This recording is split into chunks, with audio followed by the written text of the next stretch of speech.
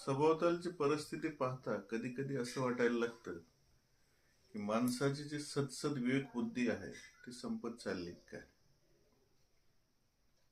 बऱ्याचदा काय होतं की ज्या गोष्टीवरती रिॲक्ट व्हायला पाहिजे, माणसाने ज्या गोष्टीवरती रिॲक्ट व्हायला पाहिजे त्या गोष्टीवरती रिॲक्ट होत नाही, नको त्या गोष्टीवरती रिॲक्ट होतं.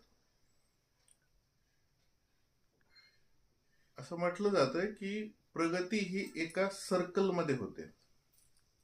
म्हणजे जिथून आपल्या प्रगतीची जिथून आपण सुरुवात करतो मग शेवट आपला तिथंच होतो. सध्याची परिस्थिती पाहताना असं वाटतंय की कदाचित आपण माणसाने जिथून सुरुवात केली होती तिथंच तर पोहोचत नाहीयेत ना.